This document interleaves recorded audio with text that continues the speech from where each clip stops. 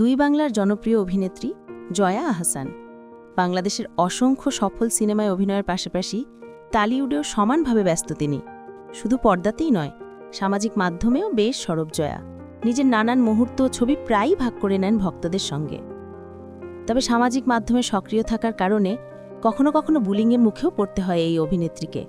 সম্প্রতি মাছরাঙা টেলিভিশনের অনুষ্ঠান behind the fame with RRK দ্বাদশ পর্বে সে বিষয়েই খোলামেলা আলোচনা করেছেন তিনি। রুম্মান রশিদ খানের সঞ্চালনায় অনুষ্ঠিত এই পডকাস্টে বিশেষ অতিথি হয়ে হাজির হয়েছিলেন জয়া। বুলিং প্রসঙ্গে জয়া আহসান বলেন, সামাজিক মাধ্যমে কমেন্ট বক্স আমার সেভাবে পড়া হয় না, তবে যখন পড়ি খারাপ লাগে সেসব মানুষের জন্য যারা পৃথিবীতে একটা অশোভন কমেন্ট রেখে যাচ্ছেন, যারা বাজে কথা ছড়িয়ে আনন্দ পান।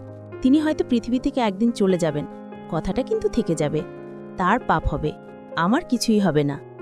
অতীতের প্রতি নিজের টান নিয়েও কথা বলেন এই অভিনেত্রী। তার ভাষায়, আমি পুরনোতে বাঁচি, যা কিছু পুরনো তা শুধু অতীত নয়, অতীত আমার কাছে তার থেকেও অনেক বেশি গুরুত্বপূর্ণ। অতীত সবসময় বর্তমান ও ভবিষ্যতের সেতুবন্ধন।